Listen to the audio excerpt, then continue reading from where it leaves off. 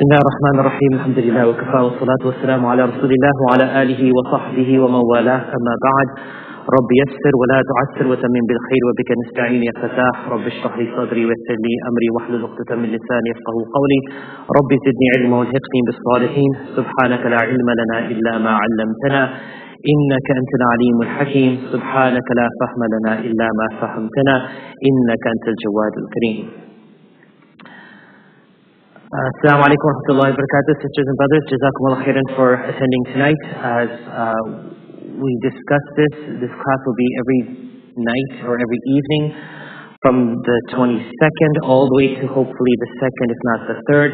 The timing will be 5:30 to 7:30 except for tomorrow. Tomorrow, inshallah, we will be doing the class from 5 to 6, inshallah, just for an hour.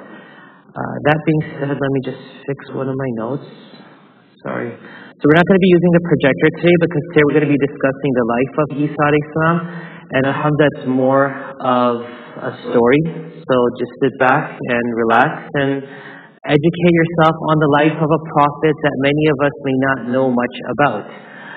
We're not going to get to anything controversial today because, as I said, when it comes to the life of Isa alayhi salam, there's not much that we find in the Bible, we find in the Gospel.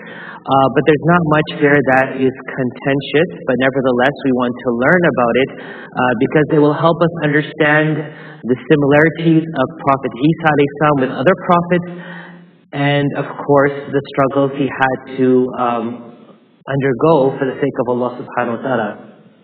It's near the end of this story, and the story itself is very good, but it's near the end of the story where things start getting interesting, and that's where we're going to stop, because tomorrow, inshallah, we'll be discussing the death/ascension.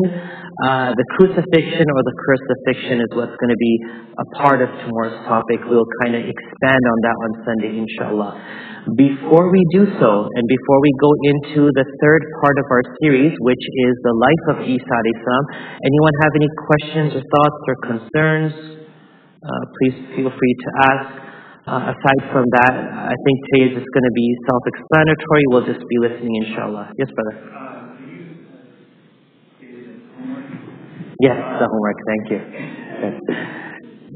Let's then take one. Okay, fine. Go ahead. You sent me a text. I haven't checked my phone since Juma. I'm sorry. I'm too far behind on that. Ibni?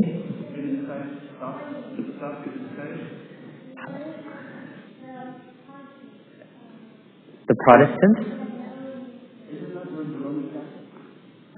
Protestants, Roman Catholics. Let's get one thing at a time. Who was the person at the time of the Prophet ﷺ that resembled Dajjal?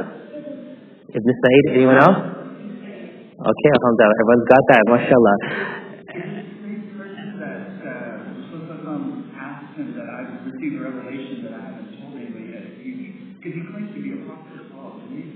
That was Musaylimah bin Kazzab.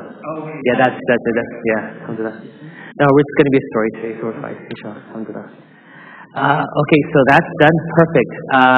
Now, which denomination of Christianity revere Mary more than others? Roman Catholics, yes? Roman Catholics? Protestants? Okay, keep looking into that. I want you to check that out. Because there's a reason why Allah subhanahu wa ta'ala is asking Isa alayhi salam on the day of judgment, أَأَنْتَ قُلْتَ لِلنَّاسِ اتَّخِذُونِي وَأُمِّيَ إِلَهَيْنِ مِن دُونِ اللَّهِ. Like, we're talking about Jesus being God or the Son of God. Where did this thing come up from about his mother? Why did Allah bring his mother into the equation? No one talks about his mother, but someone does. And it's good enough that Allah will ask that question because it's hinting towards something. And I want you to remember, there's a lot of points. There's going to be connected very soon when we bring out the text, the hadith, and link them up, inshallah. But Allah could have asked him, why did you tell the people to make you God or consider you the son of God by saying you and your mother as two gods aside from Allah subhanahu wa ta'ala? You were saying something?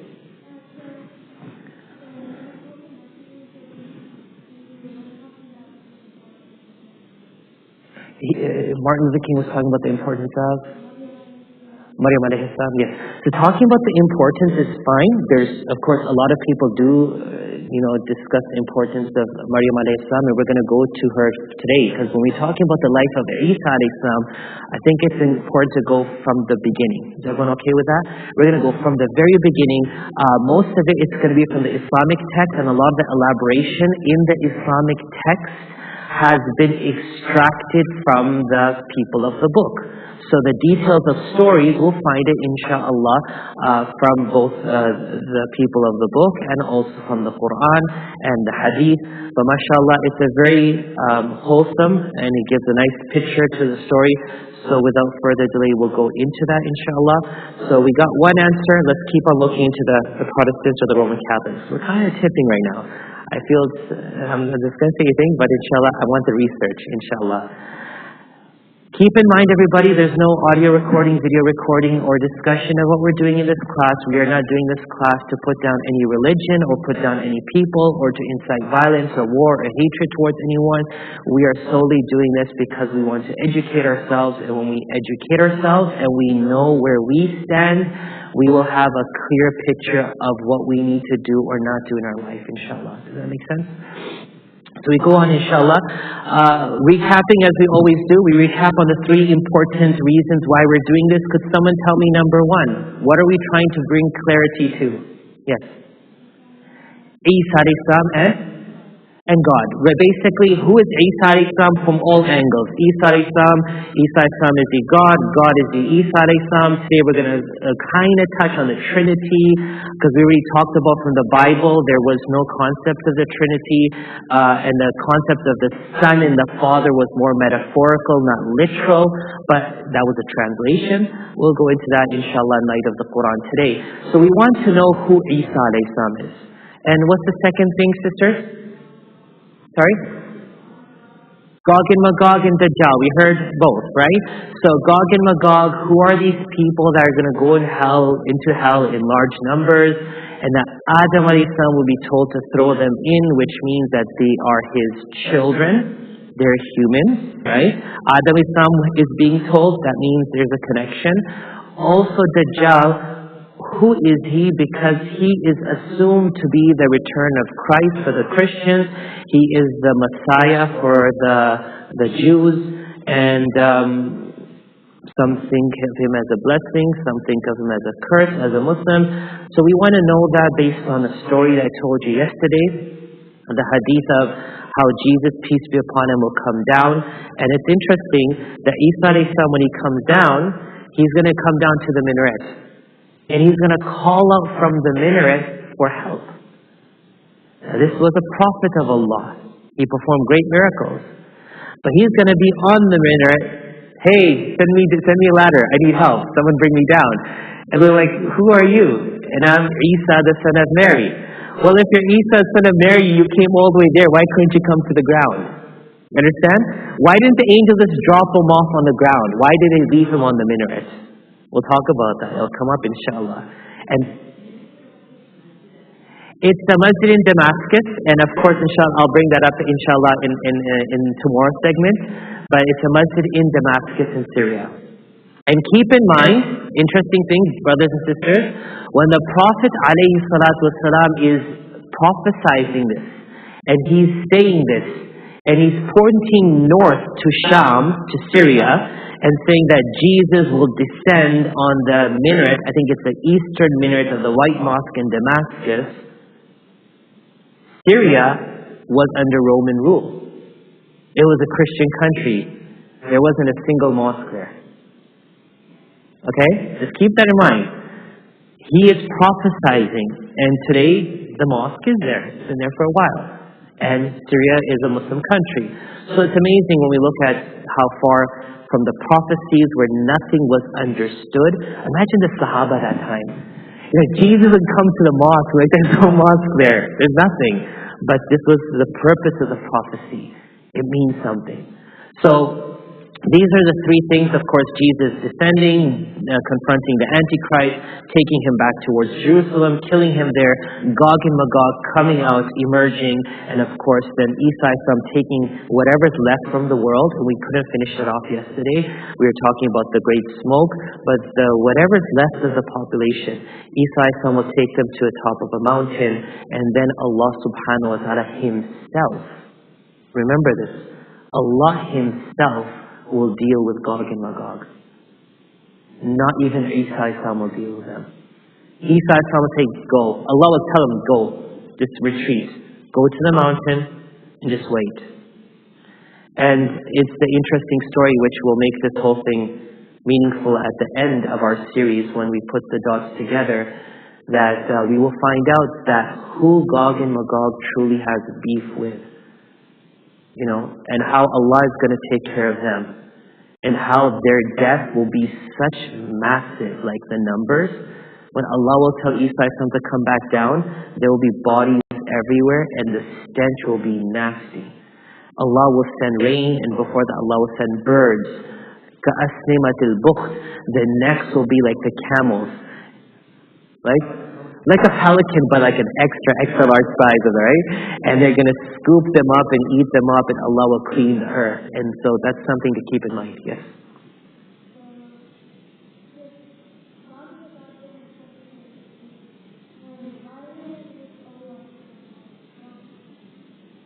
And that's a question I cannot answer until we hit that topic.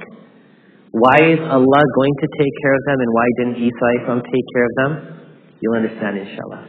Keep that question in your mind. The difference between the Old Testament and the New Testament, the difference between what the Jews and the Christian believe, we talked about that yesterday. Why the Jews don't accept the New Testament and the Christians embrace the Old Testament. We also learned yesterday who is the Messiah. And we proved, alhamdulillah, from the Old Testament that Allah isn't Isa. Does that make sense? That's all we covered yesterday. Today we are going to look into his life. That's all. Does that make sense, inshallah, to everyone? We're solely going to learn about his life. It's a very light topic, a lot of content, so we're going to go into that. So upon seeking clarity regarding his divinity, we now embark on seeking clarity in the second field of confusion, and that is the duration of his life. The story is less controversial in the beginning of his life, so we're going to take this opportunity to educate ourselves from the angle of the Quran and then the Bible of his life. We're not going to do Bible and Quran because the beginning of his life doesn't have much to it that's controversial. When it comes to the end portion of his life, that is what becomes contradictive. We will be discussing that, inshallah, at length. So from the Quran we learn, Allah subhanahu wa ta'ala says, Bismillahir Rahmanir Rahim, Inna Allah astafa. Verily Allah has chosen.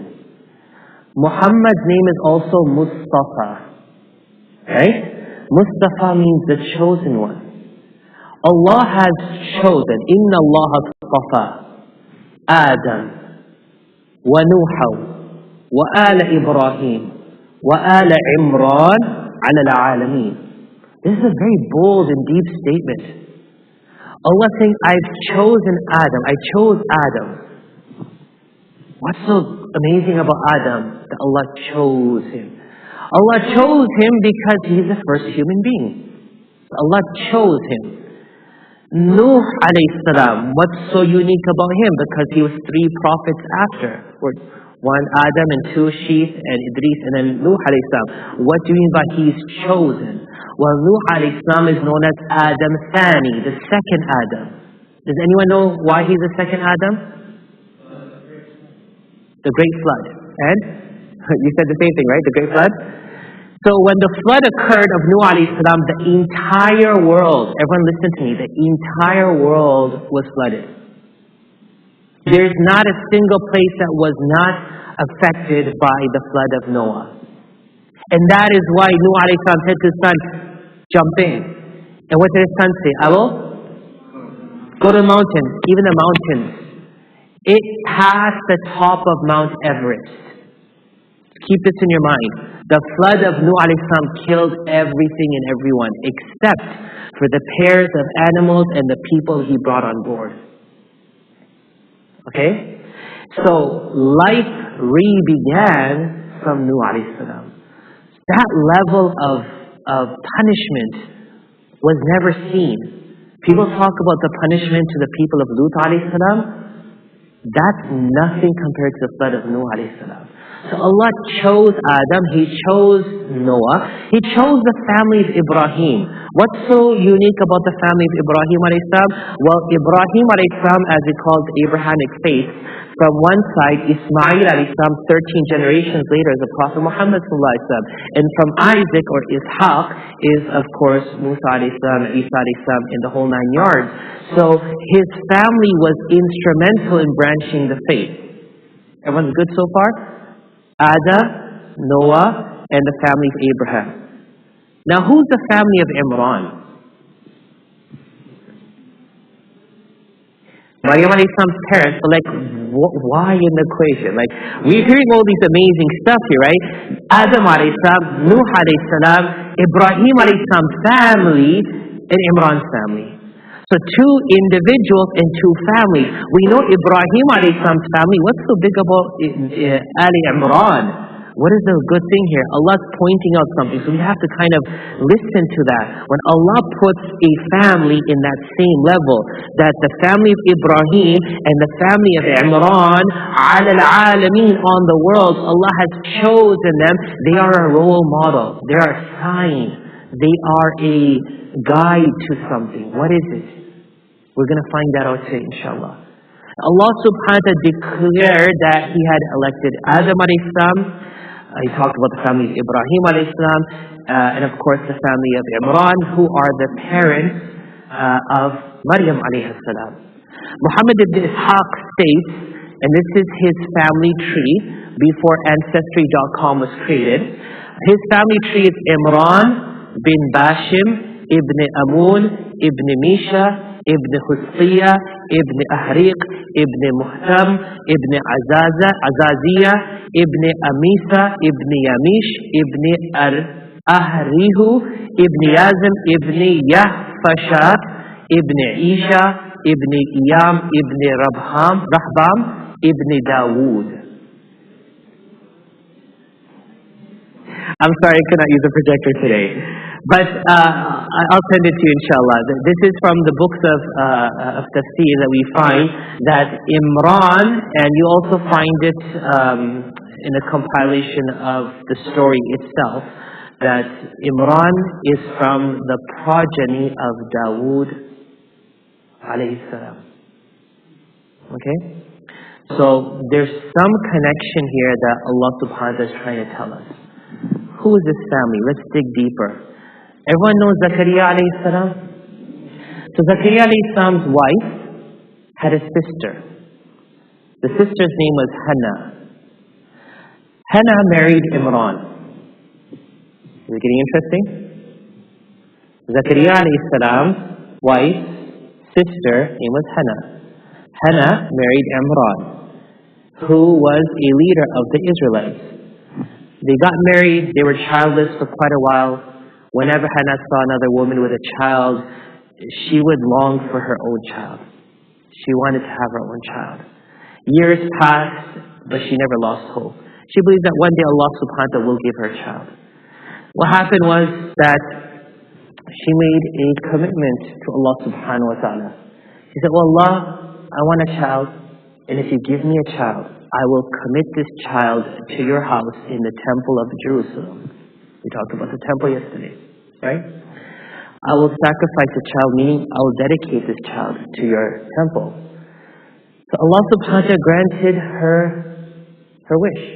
She became pregnant. And she was the most happiest woman alive. Hannah is now pregnant, and inshallah she's going to give birth to a baby. What happened was that she was happy, her husband Imran were so happy. However, while she was pregnant, her husband Imran passed away. He died. Now we talk about single parents. This is a single mom who raised the most greatest woman to walk this earth. The best of women to walk this earth of their time, says the Prophet Muhammad ﷺ, is Maryam alayhi salam and Asiya, the wife of Pharaoh. The best of women. She had a wish. She got that wish very late in her life. She didn't have the age and the strength to take care of the child. And then she lost her husband. However, her husband died. She wept bitterly. The Imran never had the chance to see the child that they both longed for. When she gave birth to this child now, she has a second predicament. Rabbi inni wada'tuha untha. Allah, it's a girl. You know, girls don't go to the monastery. They don't go to the temple. They don't do this. This is not a girl's thing. It's a boy's thing. And I'm saying that deliberately because the concept at that time was it was a male-dominated religion. And so what happened was, she said, إِنِّي وَضَعْتُهَا أُنْثَى وَاللَّهُ أَعْلَمُ بِمَا وَضَعَتْ وَلَيْسَ ذَكَرُ كَالْأُنْثَى. In chapter 3, verse number 36, Allah subhanahu wa ta'ala explains, I know it is a girl, and a girl is not like a boy, and a boy is not like a girl. And so Allah subhanahu wa ta'ala talks about how she named her Mary, and she sought Allah's protection from shaitan. So know one thing, brothers and sisters, that shaitan touches every child from the moment they are born. And the shaitan makes it very clear to that child, I'm here for you, I'm here to take you down. Some have written in books that when a person is on the last few breaths before they die, shaitan comes to them in this deceptive form, like their mother or father or someone that they respected who's died, and say, oh my son and daughter, you know, it wasn't Islam, there's no God, don't believe this. Shaitan is the most deceptive person. There is a way to protect that deception from occurring. And for that, we will talk about that in the absence of the children, inshallah, one day. But here, she said from the beginning, إِنِّي أُعِيذُهَا بِكَ وَذُرِّيَّتَهَا مِنَ الشَّيْطَانِ الرَّجِيمِ. Allah, I seek refuge with you for her and her offspring from shaitan. That shaitan will not be able to throw them over. Moving along, she had this promise. She had to fulfill this promise. So she had to give the baby to the temple. Yes.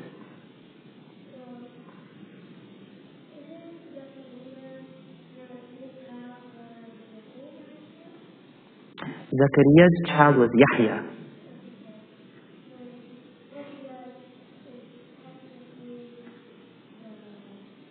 Cousin of, yep. And who's Zakaria to Maryam alayhi salam? Uncle, right? Uncle. So this is where the story gets interesting. She has to go to the temple. Zakaria is part of that temple, alayhi salam. And so Zakaria alayhi salam, as she shawled up the baby, went over to hand the baby over to the guardianship of the elders. Zakaria alayhi salam said, I am the husband of her maternal aunt and the nearest relation in this temple. Therefore, I will be more mindful of her than all of you. But they said, nope, there's a tradition.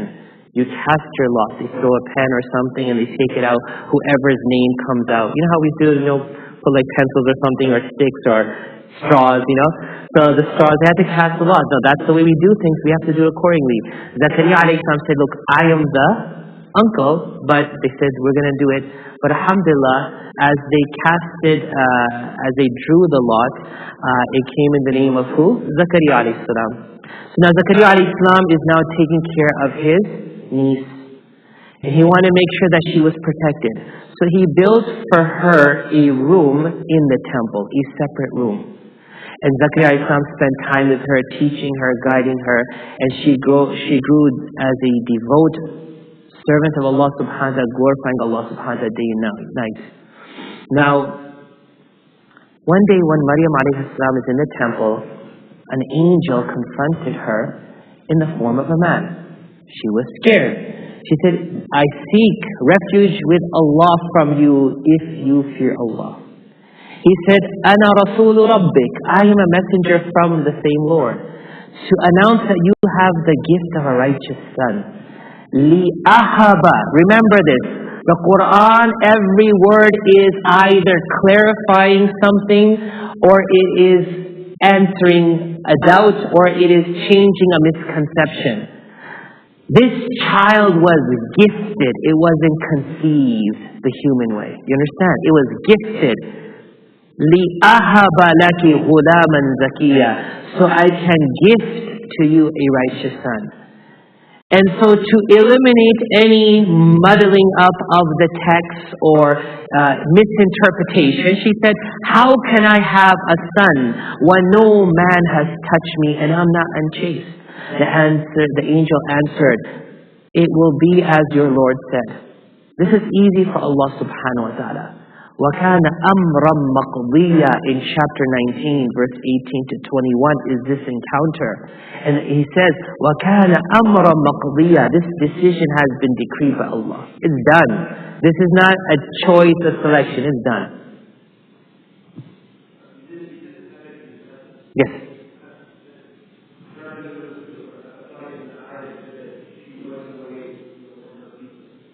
When she left her peoples after she got this information. The story will continue, inshallah. We'll cover that, inshallah. So now the angel has come to her. She's anxious. She's facing a lot of anxiety. And she starts feeling that, how can I give birth to a child when people know I have no husband? So she's getting scared now.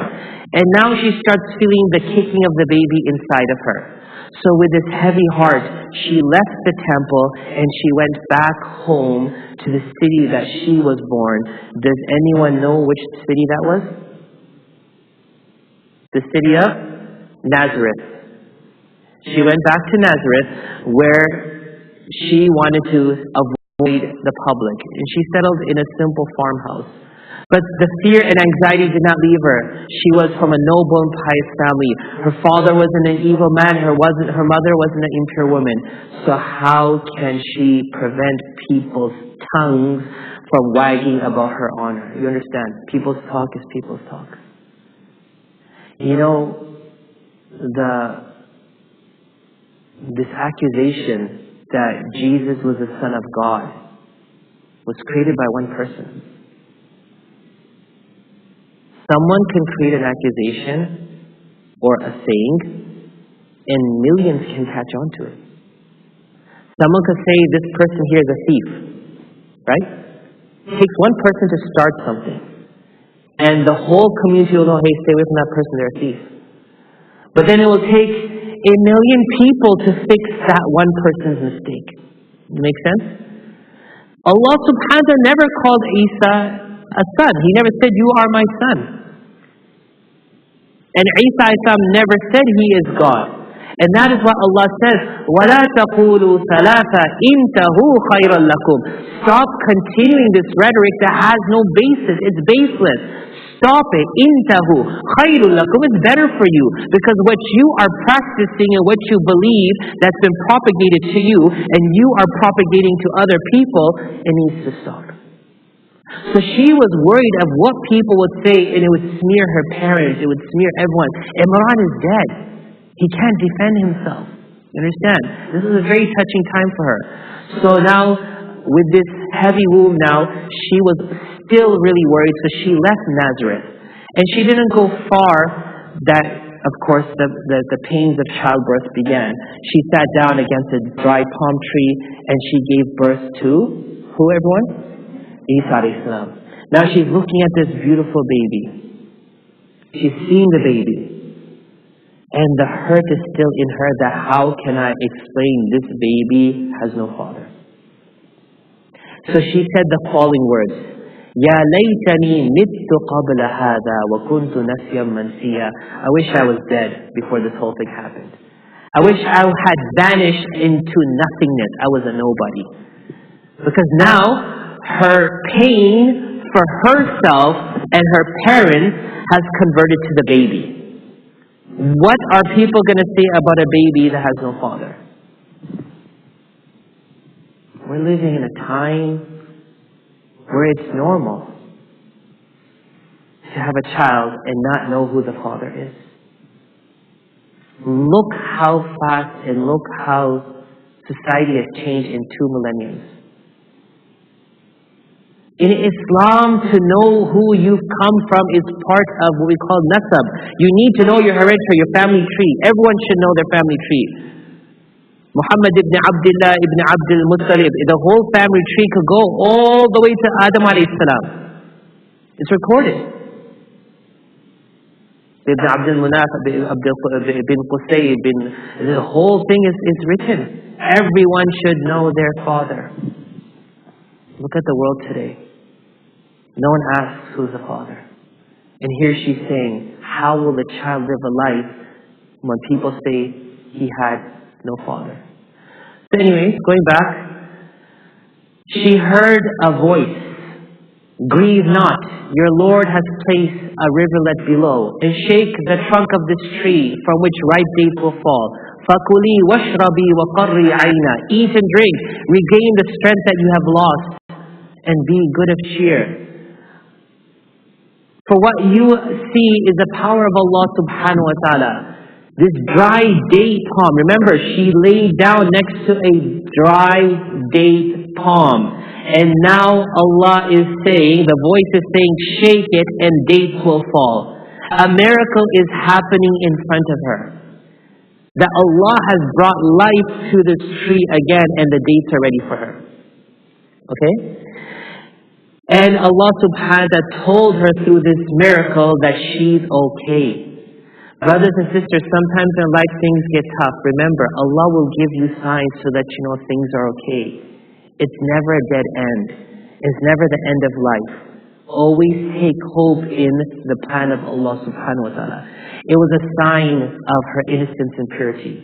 So now she wanted to get up and go back. She felt recuperated. She wanted to go back. And she said, what are the people going to say? So the baby spoke. The baby spoke. How many babies spoke in their age? Who are those three? The baby when they made Ashab al-Khudud, when they made the trench and they're throwing people in the fire. Okay. Isa alayhi salam and someone said two. So there is Jurayj, the boy that was accused, well, the lady who said that this was Jurayj's son. He was a pious man.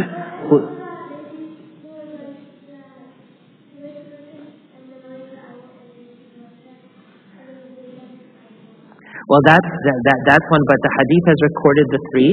One is the Jurayj, the one whose mom was calling him and he always prayed and his mom cursed him. And so the baby was born and the lady said this was Jurayj's baby and everyone beat Jurayj up. And then Jurayj prayed and the baby spoke that no, my father is someone else. One is when they had dug the trench after the child. It's a long story in Riyadh al-Salihin. It's in Riyadh al-Salihin, the entire story. There was a child who defied the king and he was in writing to Allah and the king, he wanted to kill him, so the child told him to shoot me with my arrow and it hit him over here by his earlobe and he died. The whole town became Muslim, and then after that they started burning everyone. They said, renounce the faith in this God and believe in the king or you will die. And there was a mother with a newborn and the mother was hesitant and the baby said, go in mom, you're on the truth. And of course the third one is Isa alayhi salam. So here the baby spoke. فإما ترين من البشر أحدا فقولي إني نظرت للرحمن صوما. Any person that needs to tell them that you have made a fast, you made a vow to be quiet. So she felt ease. If the baby's telling me, then that's good. When she arrived in the city with the baby, of course, people scolded her. They said that you committed a sin. She just pointed towards the baby. And what did the baby say? It's all in the Quran. They said, how can we speak to a newborn baby? And the baby said, Inni abdullah atani al-kitab waj'alani nabiyya waj'alani mubarakan aynama kunt wa awsani bis-salati wa zakati ma dumtu hayya. Isa alayhi salam is talking. He's talking from the beginning. So at that time, most of the people realized that this baby is unique, and if it is speaking, it means something, so they said, let's leave Mary alone. There's something godly happening here, so let's not bother this. So that's why Allah subhanahu wa ta'ala says, such is Isa son of Mary, a statement of truth, about which they doubted and disputed. مَا كَانَ لِلَّهِ أَن يَتَّخِذَ وَلَدًا. It's not befitting for Allah to get a son. So we move on from that. There's a problem now. The problem is, remember Joseph? Remember Joseph? What's the deal with Joseph? It said that Joseph, when he heard that Mary has a son, he wanted to rub it on her face. So he said to Maryam alayhi salam, can a tree come to life and grow without a seed? He asks her, can a tree grow without a seed? She said, yes, the one which Allah created for the first time. Remember the question, the chicken and the egg? Which came first, the chicken or the egg? What's the answer, everyone? The chicken. Allah created everything perfect first. From it came other things. The beauty of Allah's creation is that He created the perfect first thing, and we continue to grow accordingly. So He asked her again, is it possible to bear a child without a male partner? She said, yes, Allah created Adam without male or female. Okay? It was said that when she was pregnant, Maryam alayhi salam, she went to see her aunt. And she reported that the aunt told Maryam alayhi salam, and remember, we're taking this, remember, all that we are presenting today, the Islamic text is limited on the story. And thus we, as it is the rule of the tafsir, there is something known as the Israeli narration, that we take the depth and the breadth of the story, not the fiqh or the laws, the story, from the Bible and the Torah and from other sources. So long any of these sources are not blatantly against what the aqidah or the fiqh states, we're perfectly fine. So it is also written that Maryam alayhi salam went to see her aunt, and her aunt told her that, I'm pregnant. And Maryam alayhi salam said, I'm pregnant too. And then the aunt said, I can see what is in my womb prostrating to what is in your womb. Meaning that there was something different about this baby. Now the rabbis are watching this baby. This baby is born, talking, and everything this boy is doing as he grows up is indicating more and more that he is a prophet. And the rabbis felt him to be a danger because they didn't want to lose their authority over the people. Remember, they had authority over the people. They said, this is what God told you, and you do it. You don't have to see the writing. It's not in the books, you just do it. And so therefore, they kept the miracle of Isa alayhi salam's speech in infancy as a secret. Meaning they knew the baby would be born and the baby would speak. A lot of the prophecies in the previous books were not shared with the general public because they wanted to make sure that they're okay with that person first. Does that make sense? You know, if you're going to have to pick up someone, you want to make sure that the person's the person you want to take in your car. And if that's, no, I'm not the person, I'm just the wrong person, sorry, I'll just drive away. They wanted to make sure that that person and them can gel before they say, yeah, this person was spoken about. So they kept it quiet. And they actually put aside that Isa could speak, and they started accusing Maryam alayhi salam of doing something wrong. But Isa alayhi salam's prophethood signs continue to grow. Some of the signs were that he could tell the people what was waiting for them at home for food. It's in the Quran also.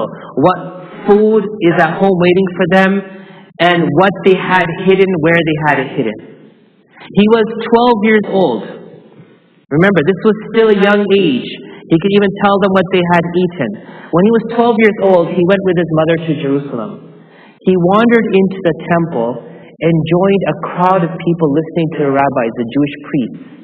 The audience was all adults, but he was not afraid. He sat with them. After listening to them, he asked questions and expressed his opinions. Now this was something that wasn't common. When you go sit with the rabbis, they teach you, you listen and you go. He asked questions, he expressed his opinions, and the rabbis were disturbed by this boy's boldness, and they were puzzled by his questions. They never had answers. So they tried to silence him, but he ignored their attempts and continued to openly express his views. So Isa is becoming what? More of a threat. He's becoming a threat to the power that existed in the name of religion. And that's why I said last night in the tafsir of the Quran, our religion doesn't belong to anyone. That is why we have no hierarchy. Because our religion is so fluid. It is circumstantial based on where we live and the people who we are around. No one should feel that they are superior or better. So they felt that and the burn was coming. So when Isa grew up, it was the Sabbath. What is Sabbath? Anyone tell me? What is Sabbath? Is it a Jewish holiday or is it a Jewish day of observance? Observance. And what do they do on that day? Right? Service. What do they do, sisters? Prayer and rest. Don't do anything. Just worship and rest. Don't do anything. No fire could be lit or extinguished. A woman couldn't even plait her hair. Musa alayhi salam had commanded that Sabbath be dedicated to Allah's worship. Right? That was the reason. However, the wisdom behind the Sabbath and its spirit was gone, and all that remained was the letter of it in the hearts of the Jews. May that not happen to us, that Ramadan will come and all that we think about is, okay, it's just a holy month. You know, it's not a term, it's not a day, it's what you do. So it was supposed to be a day of worship, and since you're worshiping, don't do other things. If we know Laylatul Qadr is tonight, are we going to go home and watch TV or something? No. We will sit here, worship all night because we want Laylatul Qadr. They knew Sabbath, the Sabbath was a Saturday, was a holy day, but they made it such that we don't want to worship, so we'll also say don't do everything else. You're not supposed to do everything else because you're worshiping, but you're not going to worship, and now you're going to make everyone not do everything else. A woman could even braid her hair. A person, if they were sick, they couldn't call for a doctor to see them. And the Pharisees, who were the guardians of the law, they were ready to sell their interests to get their gain. Do you understand? The law was written, but they twisted it for their personal gain. For example, there's a rule that prohibits a journey of more than 1,000 yards on the Sabbath day. You shouldn't journey more than 1,000 yards. Make sense? You're home around the street, that's fine. Stay within 1,000 yards. So what they did, what the Pharisees did, the day before, they would move their food and drink from their homes 2,000 yards away and erected a temporary house, so that, like a tent, so they could move another 1,000 yards. One of the things the Quran talks about, they were not allowed to fish on Saturday. Does that make sense? Saturday, no fishing. But Allah tested them. Fishes were jumping in the water on Saturday. Now, it's tempting, right? As Jum'ah, if you're working and you're in your store, you own your own business. And it's 1 o'clock, you get here for Jum'ah and customers start coming in. Right? And you're like, I have to go for prayer, but it sounds good, like business is coming in. Allah tests people in ways. And so what they did was, they made like a pond, like a reserve on the side. And they'd be looking at the fishes and be like slapping them in. You know, we're not fishing, we're just transferring them over to the next water, and when the Sabbath ends, we'll go pick them up. So the Pharisees, what they did was they made the law that would be suitable to their whims and desires. And that's one or two examples of it. So Isa alayhi salam was going to the temple. It was the Sabbath. He reached out his hand to pick up 2 pieces of fruit to feed hungry children. He's walking. Remember, the Jewish law is being enacted throughout. He picks up the fruit to give it to a hungry child. He was told he violated the Sabbath. Okay? He made a fire for old women to keep. There were old women sitting together. He made a fire for them to keep themselves warm from the freezing air. This was considered another violation. May Allah protect us from the day when we use our religion against our own religion. Say Ameen. This is a very scary time when you twist the religion and the essence of the religion is lost. If you're coming to the masjid for Jum'ah, for example, but you want to literally run over people with your car, push people aside, throw your shoes in the middle of the hallway so you could get to Jum'ah prayer. What's the violation? What's the virtue? What's the violation? Everything you did is wrong. You got nothing. If I'm coming for prayer, I'm going to jump over people. The Prophet ﷺ told us, don't jump over. Right? And as we say, make the rule so no one has to jump over you. It's discomforting. You're sitting there listening and boom, someone's pushing your shoulder. Right? It's not nice. But if you're not cognizant that when you're doing your duty to Allah, you should not harm anyone else, that's exactly what happened. Isa a.s. said, because remember, Isa a.s. came to restore the authenticity of the Mosaic law. The law of Musa a.s. I'm here to uphold the law of Musa a.s. But they're the ones saying, nope, violation. As we have people saying nowadays, haram, haram, haram, everything is haram, right? The Prophet ﷺ believed and he taught positive reinforcement. To go around and keep on criticizing, ridiculing people and telling them things are haram is not going to make the world a better place. And that's how it was in England when we were studying there. You walk into every masjid, there are brothers standing in front of the door. We used to call them the haram police. If a child had a drawing on their shirt, they would push the child, go home, haram. If they had shorts on and maybe part of their knees are exposed, go home, haram. So you're God on earth now? We felt so bad. I wonder how the people who were treated that way. Children whose socks, they take their shoes off, they were told to show their socks. If the bottom of your sock is dirty, you're going to make the carpet in the masjid smelly. Go home. Isa a.s. is feeding hungry children. Is there something wrong with that? I think it was Ibn Abbas radiallahu anhu that he was in i'tikaf. I'm trying to find that narration. He was in i'tikaf and a man came to the masjid of the Prophet ﷺ and said, I need help. I need some help. Could someone help me? And he looked around, there's no one but himself. And he remembered the tradition of the Prophet Muhammad ﷺ to the near meaning that if a person goes and helps their Muslim brother, this is the reward. So he said to Allah, I am leaving an act that's rewarding for an act a greater act that is rewarding. And he left the masjid. He didn't say, no, I'm worshipping. If you die, just remember to read your kalima. No, help the person. You treat Allah's creation in a way that you would love Allah to treat you. So we will pause here because the story, mashallah, is going to get a bit more interesting now because we're going more into the biblical aspect of it. And right now we will stop by saying Jesus is going on Sabbath to the temple. He walks into the temple. I'll leave you with this thought. And he looks around. There are 20,000 Jewish priests registered there, and they're earning their living from the temple. And the rooms of the temple is full of these Jewish priests.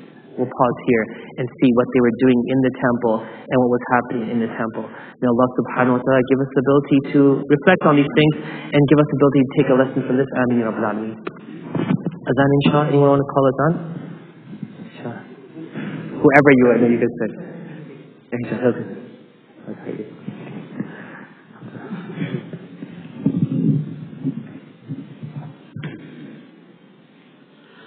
Allahu Akbar, Allahu Akbar, Allahu Akbar, Allahu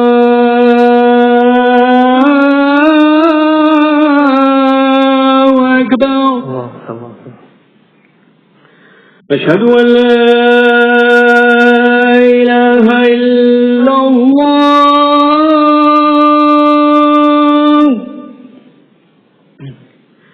أشهد أن لا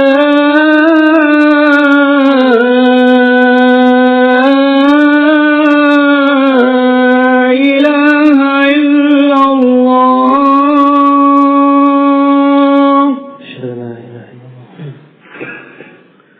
أشهد أن محمدا رسول الله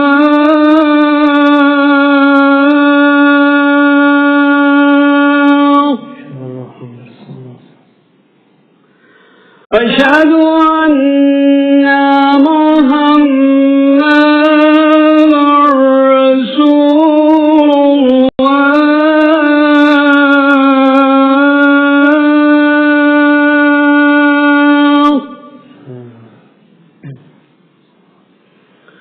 حي على الصلاة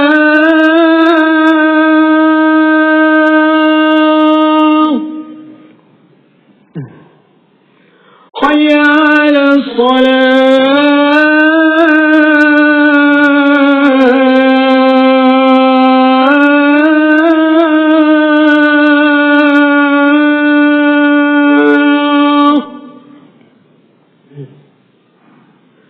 حي على الفلاح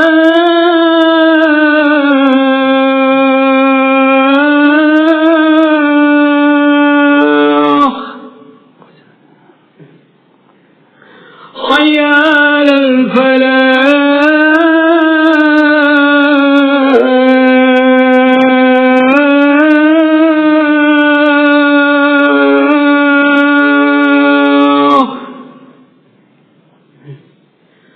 الله أكبر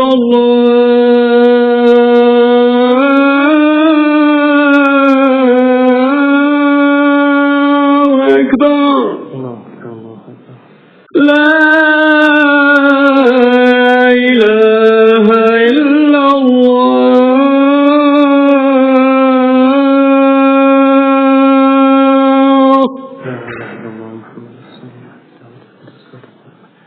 آت محمد وسلم اللهم محمود لا تقل اسمه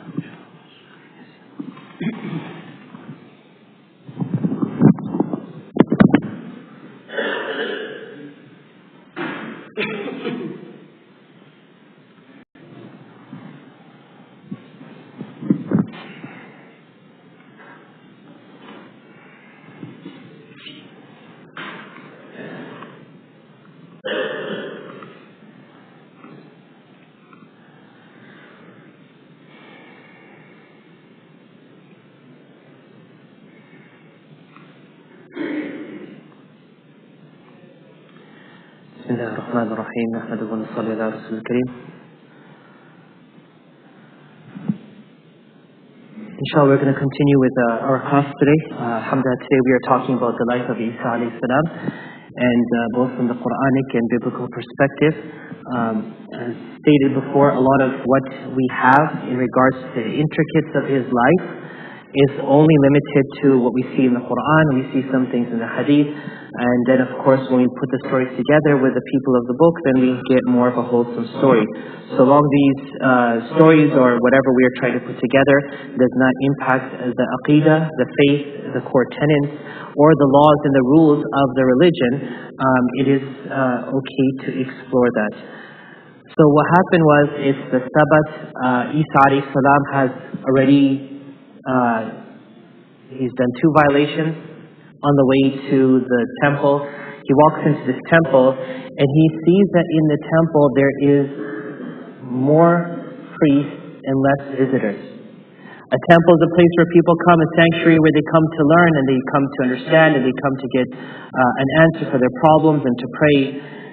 And the temple, which housed 20,000 Jewish priests, was full of sheep and animals and other things that were sold to the people to be offered as sacrifices. Religion became a business. You come to a temple, we'll sell you the sheep, you'll sacrifice it for your cause. So what happened was, every step in the temple costed the visitor money. Anything you want done, you have to pay for it. And so they worshipped nothing but money in the temple. The Pharisees and the Sadducees acted as if it was a marketplace. And these two groups always disagreed on everything.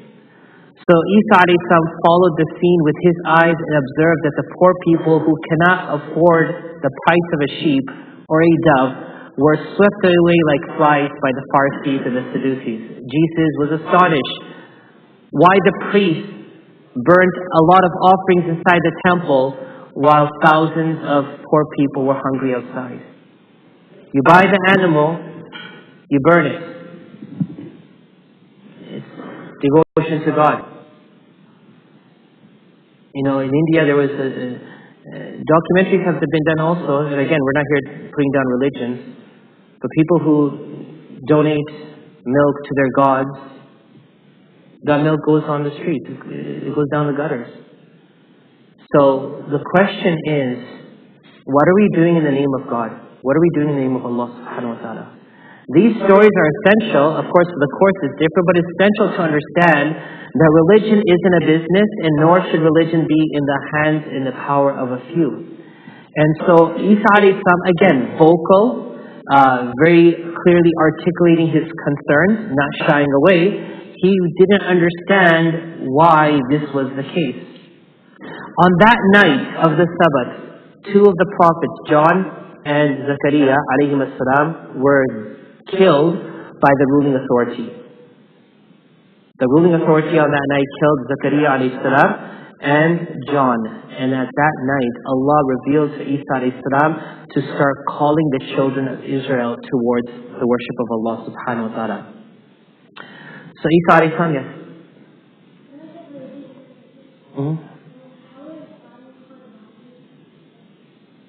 Beautiful. Why? Love that question. He said, if religion's not a business, why do we buy qurbani and buy these animals? We buy these animals because we make the sacrifice, and then that meat goes to the poor people. Here it was, gets the money from the people, take the animal, kill it, and apparently burn it for God. Did they used to burn it, or were they eating it for themselves? We don't know. But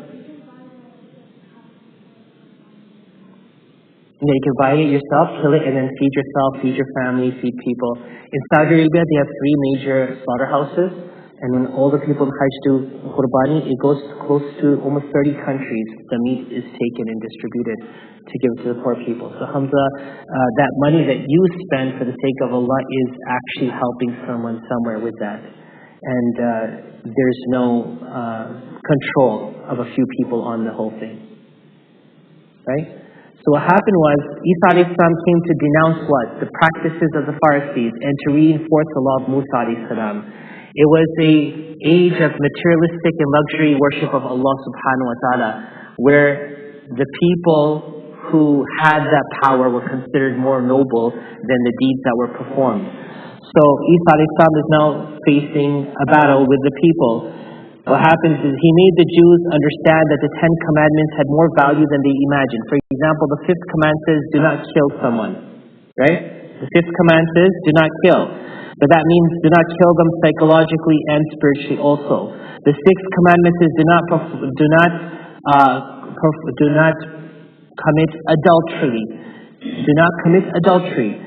And what happens is that it means the eyes also commit adultery, so that is also what is included. Don't take the word just to be literal. Isa tried to expand the word to mean more than just what the people were making it to happen.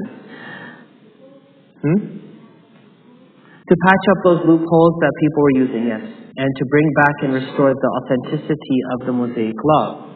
Now what happened was, the Romans are watching what's happening between the Jews and Jesus. And the Romans are staying quiet. They're like, you know what? We're just going to stay out of this. Let these people continue their problem.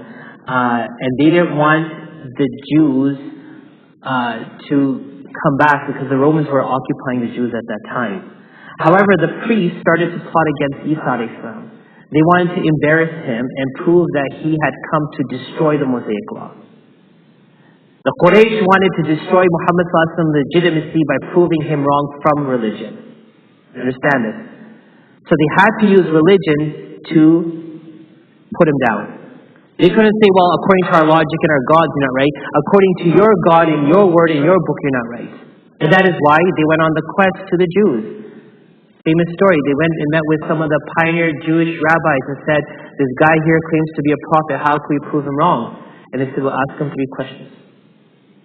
And interestingly, the Jews were not interested they were not invested in proving or not proving Muhammad being a prophet. They had a hunch that he might be a prophet, but we have questions that we need answered. So if you find out through him, it's better for us. It was a personal thing. Ask him about Zulqarnain. Like, what does that have to do with the Prophet Muhammad sallallahu alaihi wasallam? Ask him about the soul. Ask him about the children of the cave. What was the whole purpose? There was something that they were hoping to gain more knowledge and understanding of. And Allah subhanahu wa ta'ala did inform the Prophet ﷺ in their verses in the Holy Quran. So here, the Romans are like, okay, the Jews are busy with Jesus, let them fight it out, we'll just stand back and watch. The Jews, however, wanted to prove that Jesus was wrong and that Jesus is actually twisting the Mosaic law and not making it straight. Because when you go start to tell people, feeding the poor is our religion, not hoarding money, the people hoarding the money are going to look bad. And they're the ones who are deciding the religion. So no, we need to take this guy down. So there's a famous story that Christians always talk about also. They came to Jesus, peace be upon him, and says, does not the law stipulate that stonings for an adulteress? This is the law. Isa said yes. They said, this woman is an adulteress. Isa looked at the woman and then the priest. He knew that they were more sinful than she is. They were using her to prove a point. I use this story to tell people, when you see a thorn in someone's eye, don't forget the log in your eye. When you see other people's shortcomings and weaknesses and sins, don't forget your own. You know? Oh, look at this person. He's so-and-so or she is so-and-so. What are you? Right? They tried to use her as a scapegoat or as a pawn on a chessboard to prove Isa alayhi salam, and how he would uphold the law, because they knew he would slip here. So they agreed that she should be killed according to Mosaic law, and they understood that if he's going to apply the Mosaic law, he would be destroying his own rules of forgiveness and mercy. You're talking about compassion and love for people, right? You're saying have compassion on the poor people, feed the hungry, have mercy on people. We're going to make you kill this lady, okay? And show that your so-called way of compassion is no good. So Isa alayhi salam, sorry, what happened there? So Isa alayhi salam understood their plan. So he smiled and said, whoever amongst you is sinless can stone her. As it's in the Bible, he who has no sin casts the first stone. So at that time, his voice rose in the middle of the temple, making a new law of adultery for the sinless to judge the sin. You have to have no sin before you point out someone else's sin. And that is why, fellow Muslims, you're always being scapegoated when someone in Afghanistan is being stoned, and people here in America say, you guys stone people. Stoning is in the Bible. Stoning predates the Bible. It's a Torah law. In Medina Munawwara, they stoned women because that was the law of Medina. It was based on the Torah. You understand? Islam never advocated stoning as its law. Stoning was the law of the land, and Islam upheld it. The Quran said, "Ash-shaykhu wash-shaykhatu idha zanaya farjumuhuma." If an old man or an old woman commits adultery, you will stone them. I.e., Muhammad ﷺ is being brought here to govern these people. What basis does the Quran have here in comparison to the laws that they're upholding here?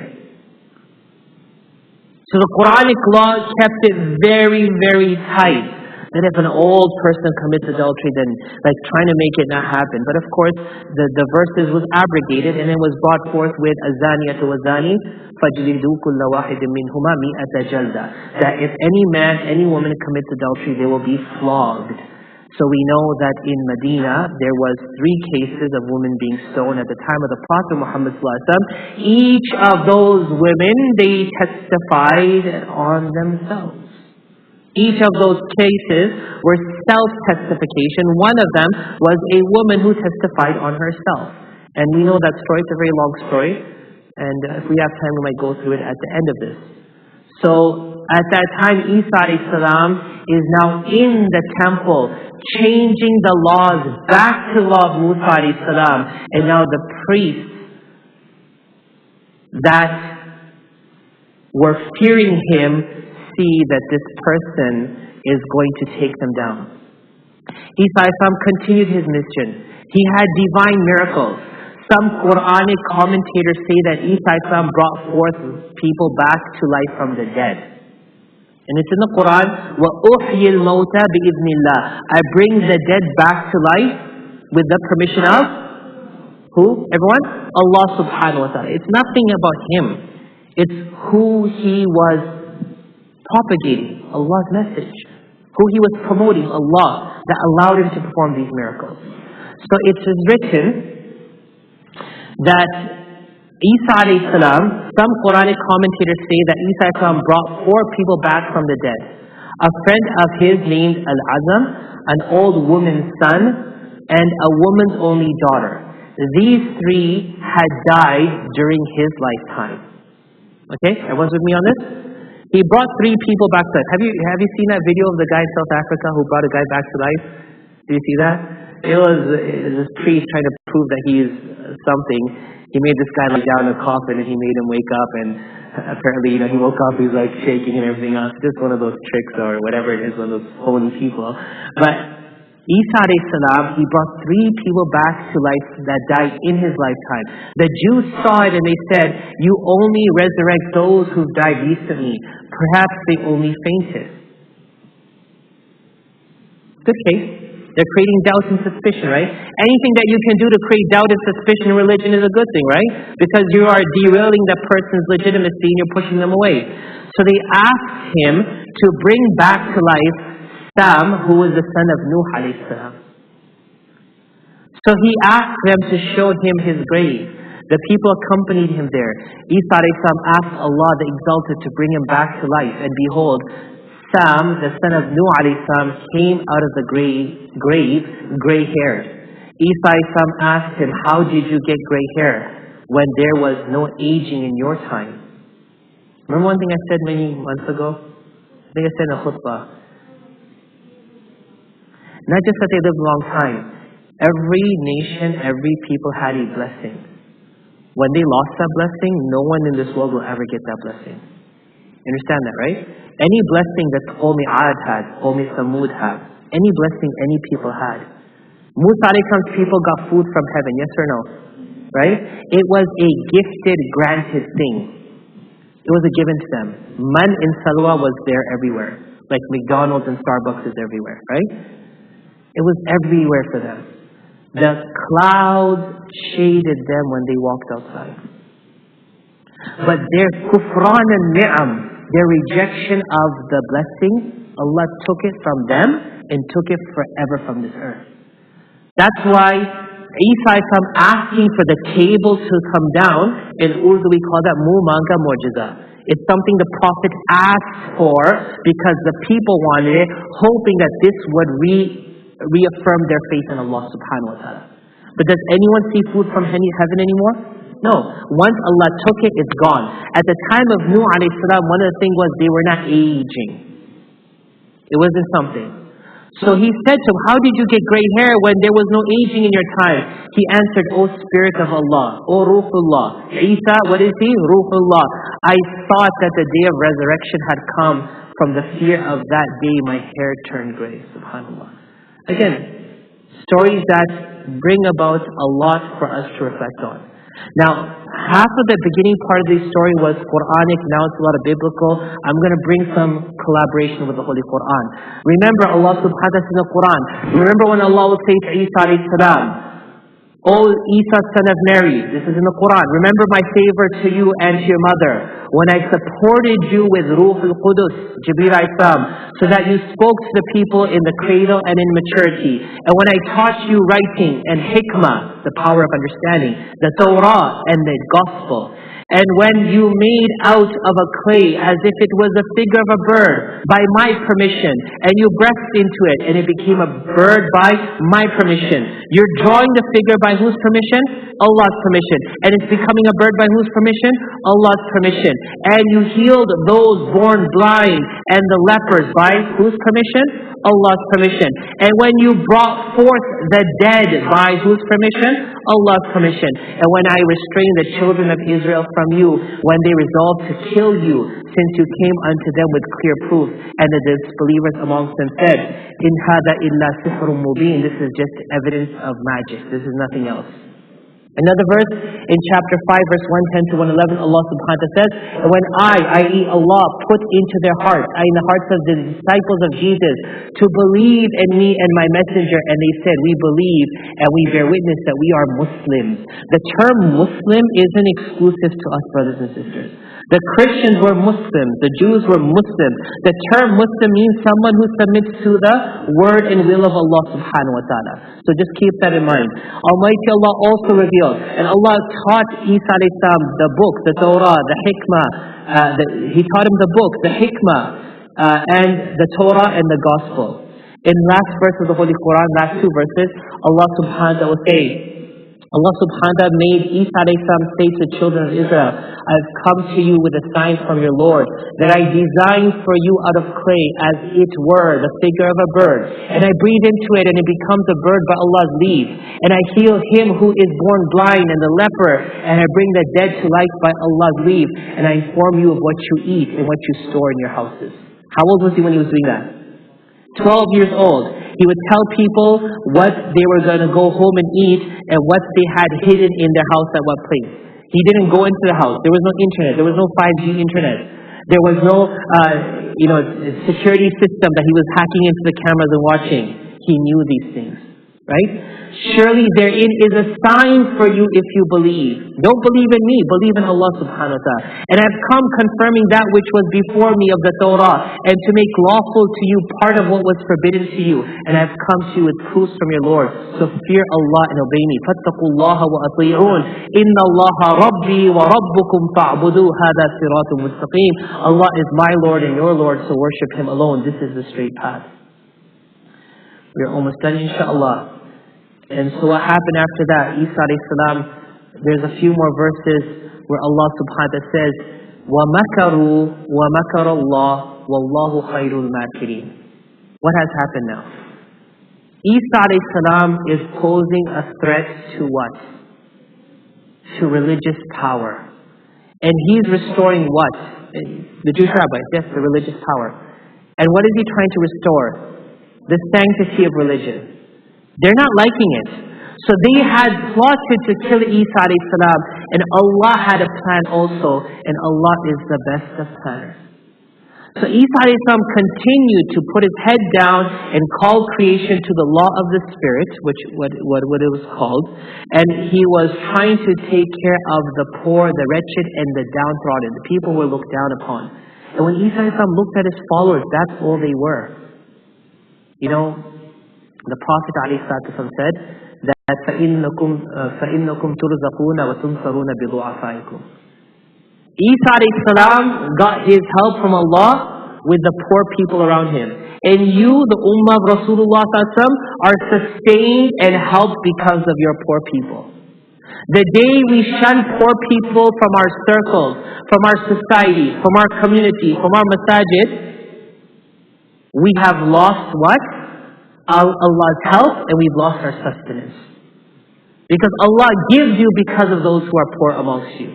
They are a blessing to you. Do not consider them to be a curse or a burden. So Isa alayhi salam at that time, having these poor people, seeing all the other people against them, these were the people who asked Allah for that tablecloth. I already talked about it, so I'm going to pass that. They said, O Isa, son of Mary, can Allah send down a tablecloth from heaven with food so that we can eat? They're poor. We want to eat. And we want to also feel good, right? Because all the people are against us. They're looking down on us for who we are and who we are attaching ourselves with. We're attaching ourselves with you. Send that thing down. So that is why Isa alayhi salam called. If those Jewish rabbis who were holding the power asked Isa alayhi salam, would he have asked Allah? No. He didn't need to prove anything. He proved more than enough to them. But for these poor people, he said, Allah, send down the tablecloth. And that's chapter number 5 of the Quran. The story is in verse number 112. And so what happened was, he told his disciples, look, Allah's going to send down the tablecloth, but you need to make yourself worthy of it. So fast for 30 days. Fast for how much, everyone? 30 days. At the end of it, I will ask Allah to send the food to break our fast. Isa then prayed to Allah subhanahu wa ta'ala after his disciples doubted its power. That, you know what, you think 30 days? Are you going to go make food somewhere? You're going to have an Amazon drone delivery. What's going to happen here, right? What's the difference here? Why not now? And so Isa alayhi salam made dua. Oh Allah, make it a mercy and not a cause of distress. So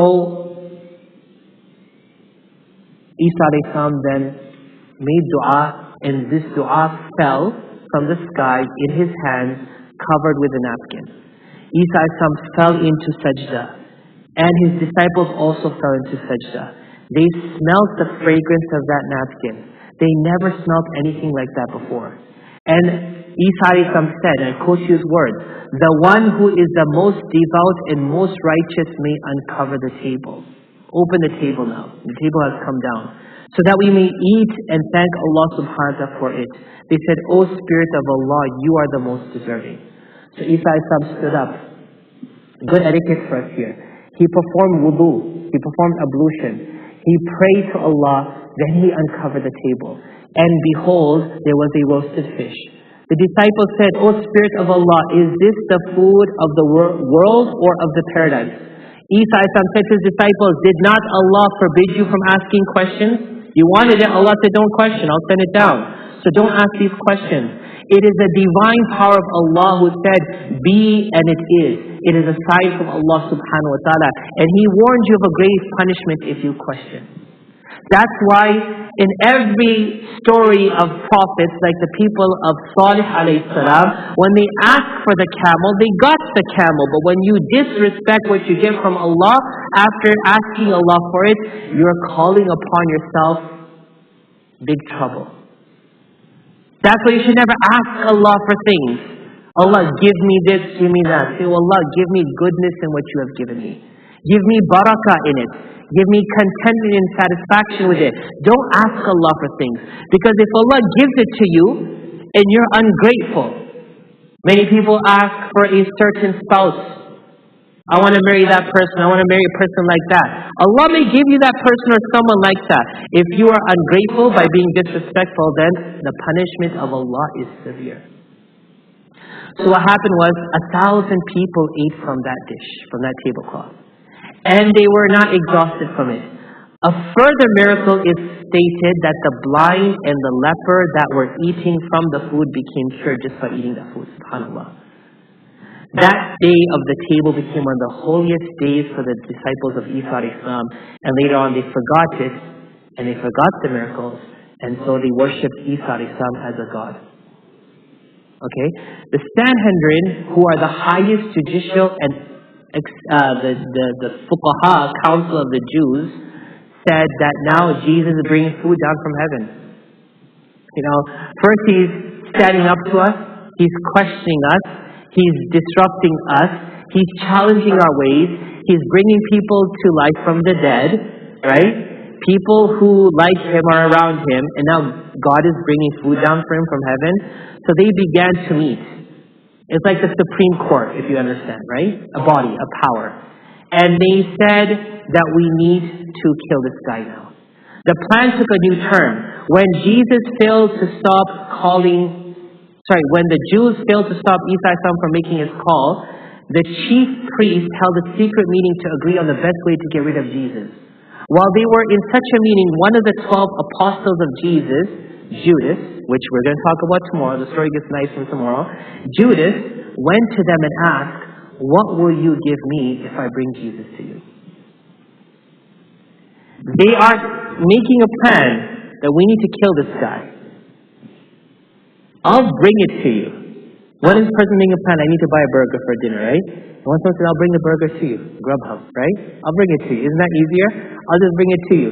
Judas is saying, I'm going to bring it to you. Judas of Iscariot said, I'm going to bring it to you. So Judas bargained with them until they agreed to give him 30 pieces of silver and some shekels. And they said, go and bring Jesus to us. The plot to kill Jesus is now ready.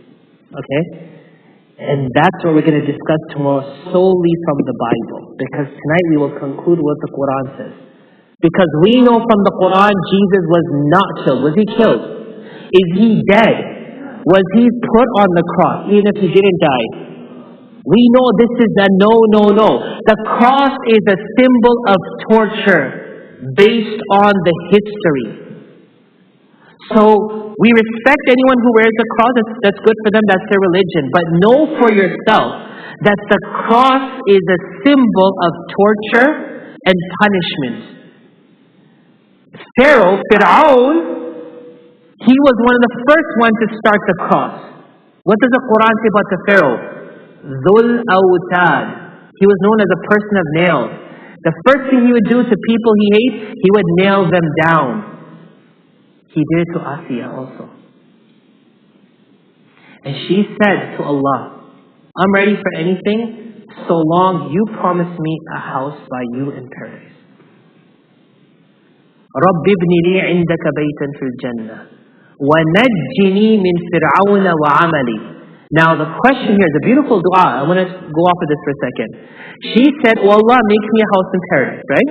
By you, like next to you, next door to Allah. And save me from Fir'aun and his acts of tyranny. And save me from the Qawm al-Zalimeen. Allah didn't save her. Think about it.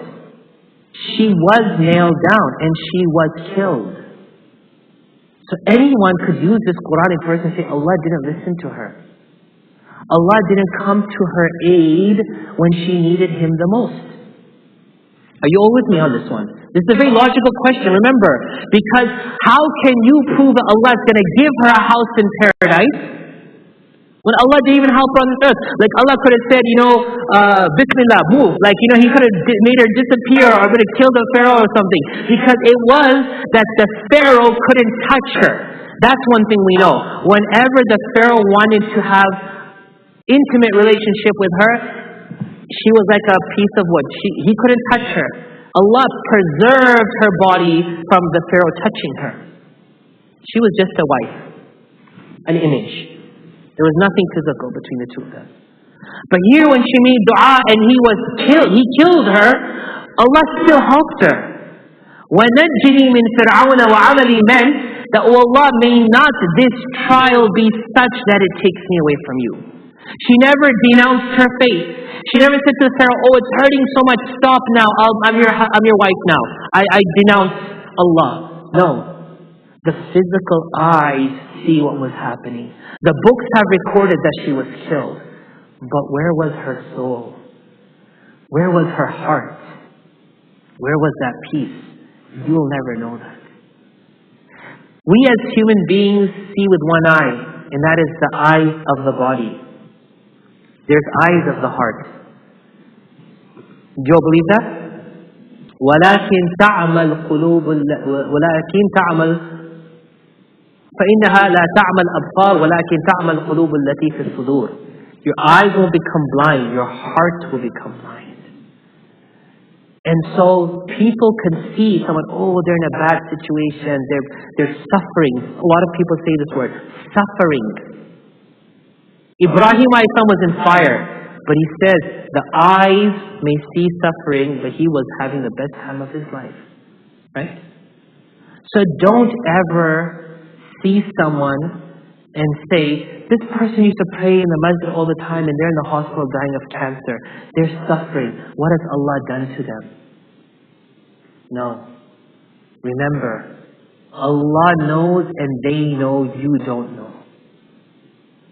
Let me give you a story, inshallah. It's Friday, and I've actually shared this once with our teenagers. There was a brother, may Allah bless his soul, say Ameen, Brother Rafiq.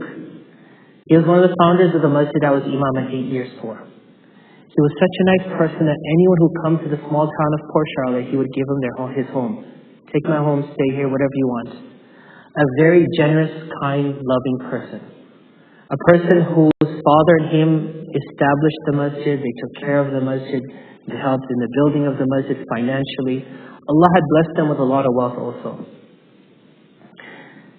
He was diagnosed with a rare form of cancer where the blood in his body would finish. And I would be going every few days to Tampa to sit with him while they would be giving him like a blood transfusion and stuff.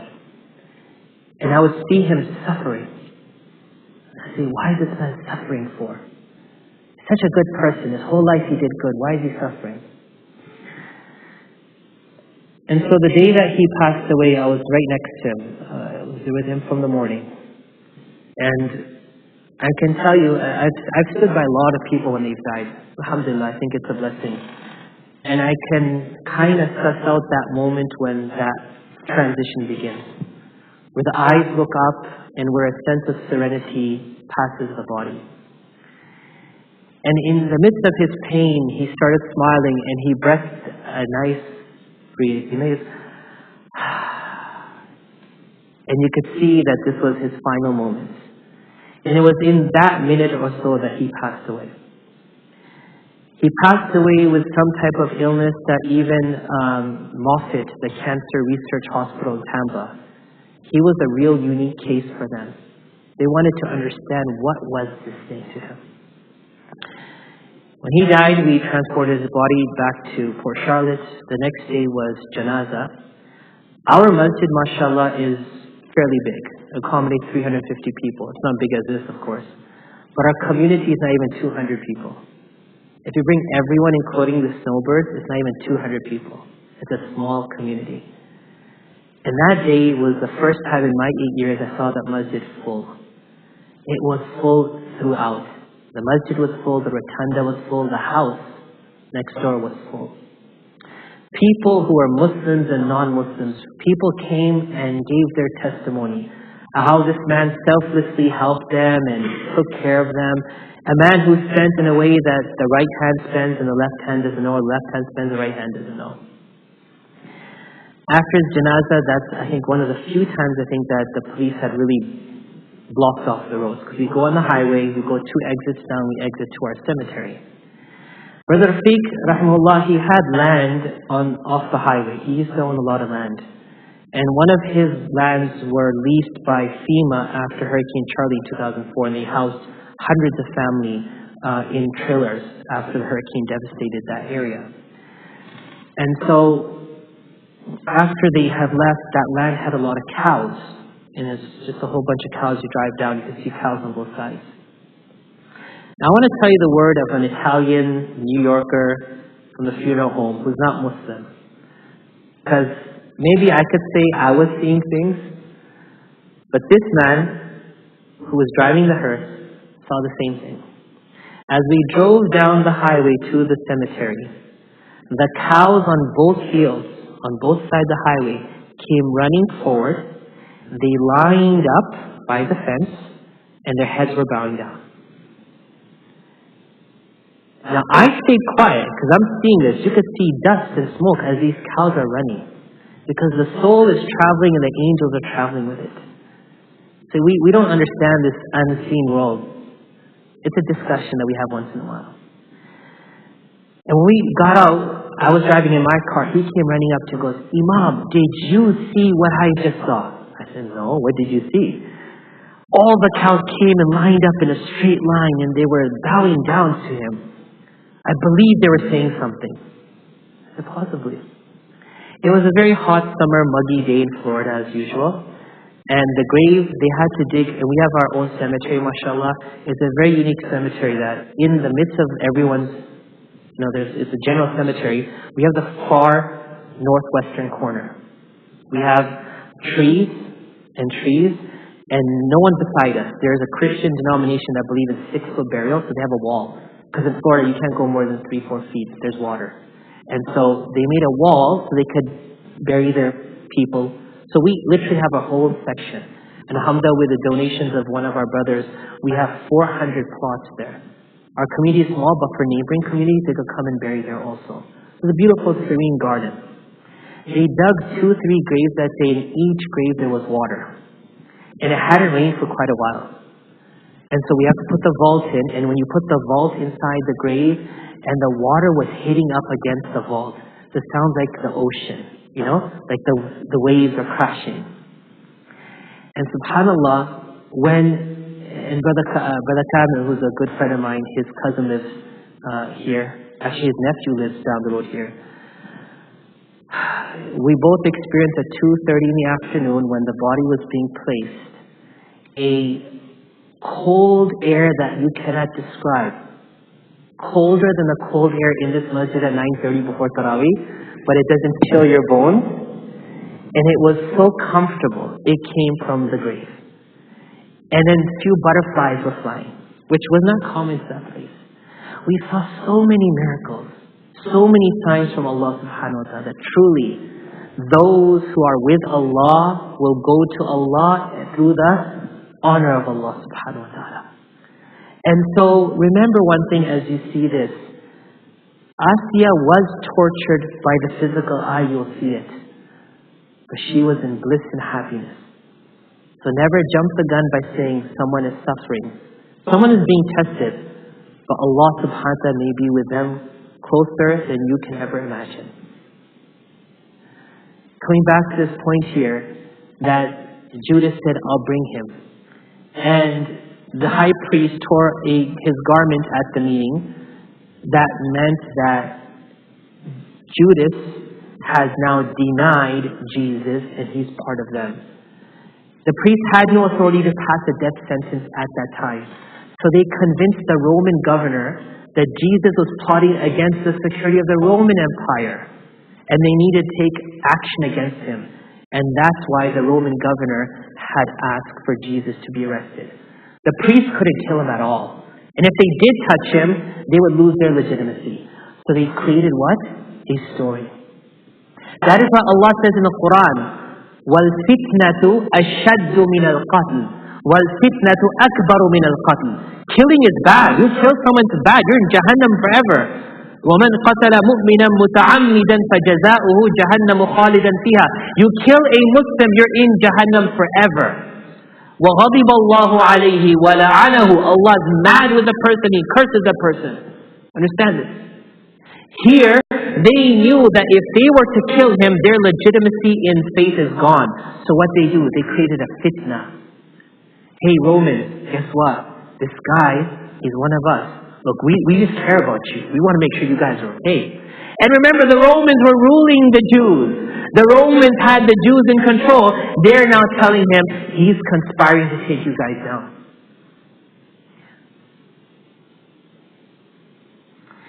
Now, there's 2 more slides about this story. We will end for today. Yes, I already told the brother who's here. Yeah, alhamdulillah, inshallah. Now, this is where the story gets juicy. We've learned the whole life of Isa alayhi salam. So you could say, what was the reason? The reason is good. Why? Because not only have we enriched ourselves with things that we never knew, but we know the true identity of Isa alayhi salam is. According to the book of Matthew, I'm going to go straight to the Bible here, solely Bible here.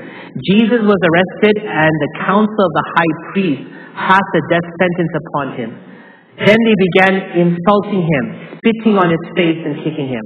It was a Roman custom for the condemned to be flogged before they were executed. If you see a picture of Jesus, he has all these cuts on him, right? Like how was he cut up if he was just put on the cross? They flogged him and they whipped him. Pilate, who was a Roman governor, ordered that Jesus be flogged. And the Mosaic law stipulates 40 lashes. If someone commits treason according to Mosaic law, it's 40 lashes, right? But according to Roman law, there's no limit. So they kept on lashing him and beating him. And they were brutal lashes. After that, Jesus was handed to the soldiers, the Roman soldiers, for crucifixion. They took off his clothes and they kept him. They put a crown of thorns on his head. Have you all seen that picture of crown of thorns? Well, that crown of thorns is another symbol of mockery. like back in the days, they used to put the dunce cap on kids who didn't know anything in school. I think you would remember that. A person who was bad, they put it in the corner and put a dunce cap on you, meaning you're not smart. That was a form of punishment. Before our time, they used to beat kids in the school. But here, what happened was they put the thorn, the wreath of thorn on his head. It's a symbol of humility, mockery. One second, I'll get you right now, inshallah. According to customs, he carried his cross on his back to increase his suffering. Finally, they reached a place called Golgotha, meaning the place of skulls, outside the walls of Jerusalem. I want you guys to study and find out where that place is. Outside the walls of Jerusalem. Everything is very close. Nazareth, Jerusalem, Golgotha, it's all right there. Instead of giving him a cup of wine diluted with a scent to help lessen the pain on the cross, they gave him a cup of vinegar diluted with gall. It's bitterness on bitterness. Then they crucified him, and as further mockery, they crucified 2 thieves with him, and that's what's written in the book of Matthew. So, quickly finishing here, do we believe this happened? Yes or no? No. We believe that according to the Quran, Allah subhanahu wa ta'ala says, I'll use one of the verses, and because of their saying in boast, we killed Maseeh Jesus, son of Mary, the messenger of Allah. But they killed him not, nor crucified him, but the resemblance of Jesus was put over another man, and they killed that man. And those who differ therein are full of doubt. They have no certain knowledge that they follow except conjecture, which is theories and concepts. For surely they never killed Isa alayhi salam. بَرْ رَفَعَهُ اللَّهُ إِلَيْهِ. Allah took Isa alayhi salam up to him, and he is with Allah subhanahu wa ta'ala, body and soul, and Allah is ever all powerful and wise. Regarding Trinity, I told you we'll talk about it. We have 3 minutes left. Brothers and sisters, Allah subhanahu wa ta'ala in the Quran many times, He talks about don't say Thalatha, and Allah subhanahu wa ta'ala, another verse says to him, Allah is not one of the 3. Allah talks about Trinity. He says that that's not true. Regarding Jesus being the Son of Allah, that too Allah subhanahu wa ta'ala in chapter 9 and other surahs clearly states that Allah does not need a son. Matter of fact, قُلْ هُوَ اللَّهُ أَحَدٌ اللَّهُ الصَّمَدُ لَمْ يَلِدْ وَلَمْ يُولَدْ وَلَمْ يَكُنْ لَهُ كُفُوًا أَحَدٌ. Drops all these things. Allah is one. He is Samad. He is self-sufficient in His own ways. He is not begot. He doesn't beget, nor is He begotten. He doesn't give birth, and nor was He given birth to. So Allah subhanahu wa ta'ala does not need children, nor is He someone's child. So, in essence of time, Trinity is something we want to dispel. Unfortunately, we can't dispel Trinity from the Bible. Do you know why? Why cannot I prove Trinity is wrong from the Bible? Tell me. There was no Trinity at the time of the Bible. Does that make sense? There was no concept of Trinity. So why can we... So anything that we proved in the last 2 days from the Bible, proving that Isa Islam is not God, and God isn't Isa Islam, is because that's the fact.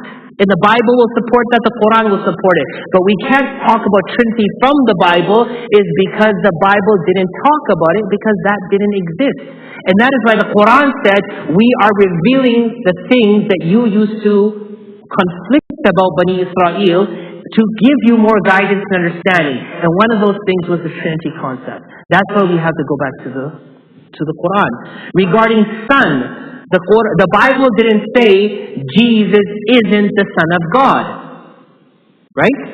It didn't say that. Why did it say that? Because that wasn't the concept at the time of the revelation of the Bible and the Gospel. It was implied in the first place,